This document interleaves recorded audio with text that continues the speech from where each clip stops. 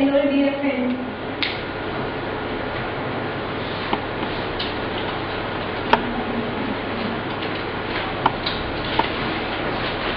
Today my topic for the presentation is a glossary of literary terms and it is a very huge book, so I have only taken 4 words in my presentation. The first word is diaspora, the second is psychoanalytical criticism, the third is marxistic criticism, and the fourth is eco-criticism. So first I would like to talk about the literary criticism. Literary criticism is written by Alex Abraham, the great writer of criticism. He was a member of English department at Cornell University, and a glossary of literary terms, a great work by him, and it is first published in 1957. This book used in discussing literature, literary history, and literary criticism. So I would first begin with one word, diaspora. The word diaspora, it comes from the Greek word, Egypt word. Diaspora, it means scattering, dispersion. Diaspora, the meaning of diaspora is to mean something crave for homeland. The men or people who is not living in their land, and they are far away from their land to other land. That is craving. Their craving is called diaspora, and this word is also come from the Hebrew Bible and Jewish language of Jewish and Jews, the code of Jews in Bible. It is movement of migration in which people has to migrate from their homeland to host land. Homeland means their own land, and host land means to live their own land and to go toward other land. Though people crave, and after going there, they crave for their motherland. That is called diaspora. So it is image of homeland and difference between homeland and host land. The second thing, and it is example of search for my language, search for my mother tongue. That is example of the diaspora, in Indian diaspora. Diaspora is various. So it is an example of Indian diaspora. This poem I have like to read. You ask me what I mean by saying I have lost my tongue. I ask you, what would you do if you had 2 tongues in your mouth and lost the first one, the mother tongue, and could not really know the other? Here the difference between mother and other is also like that, homeland and host land.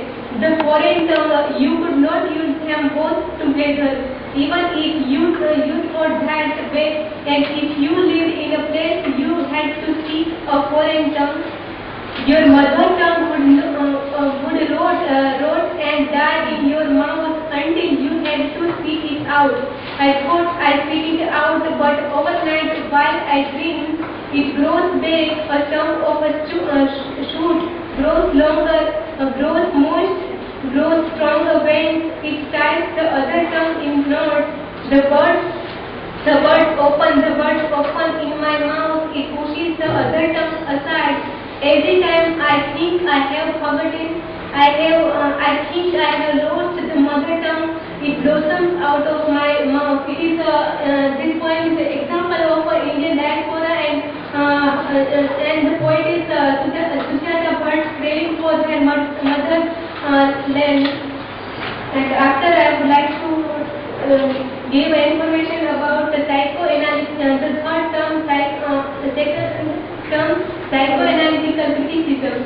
Psychoanalytical criticism, the first word comes from the word psychological criticism. It is used first in 1920, and the word established by Sigmund Freud in 1856.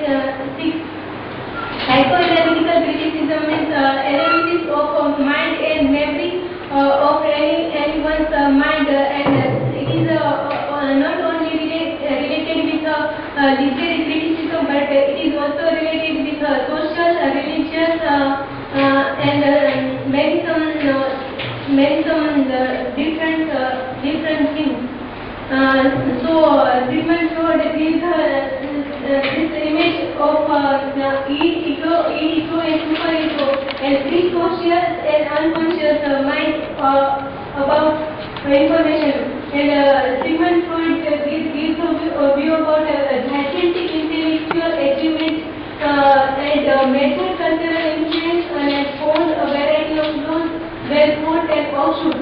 Means here Sigmund Freud deep studies about mind of people, and especially here for the writer or literary creators.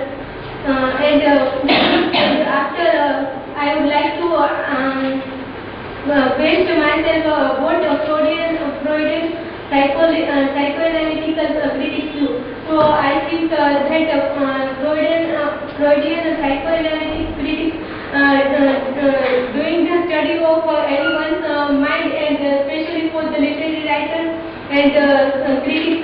Here it is a criticism, so it is related with the literary works.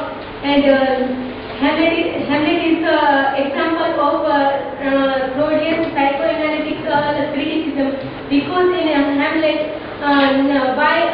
the example is that by Hamlet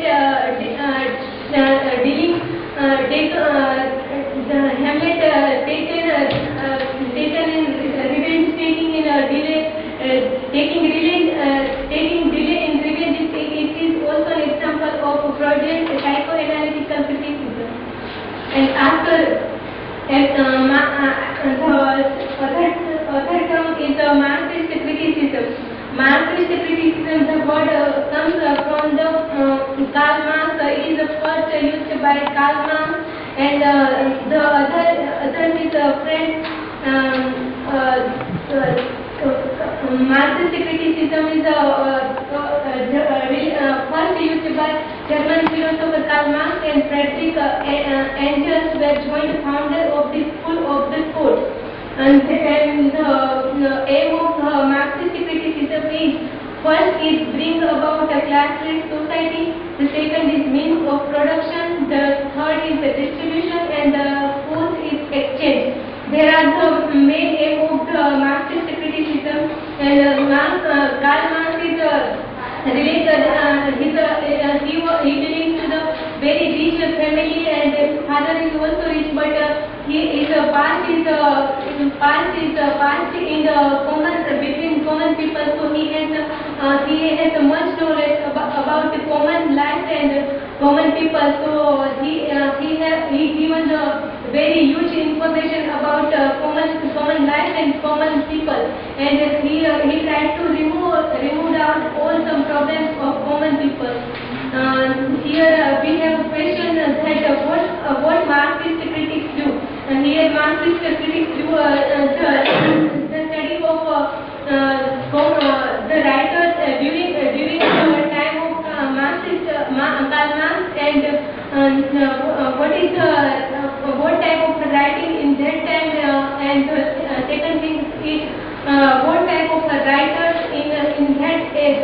The third thing is cultural materialism. The term is given by Raymond Williams, and it is related with idealism, and cultural materialism creates also vast influence in Marxist criticism. And exchange, some religious superstition and belief also present there. So Karl Marx removed out he tried to remove out some beliefs, religious superstition and belief of that time, and he tried to exchange the time. And Twelfth Night is also an example of that type of criticism, Marxist criticism. And next point is eco-criticism. Eco-criticism, the word is it is also known as environment or a green study. Eco-criticism is the study of a culture and cultural products that is in some somewhere connected with the human relationship to the natural world. Eco-criticism is related with the natural world more than artificial world. Eco-criticism derived by the Jerry Glotzenty and Harold Fromm in 1990. And after we have a question that what eco-critics do.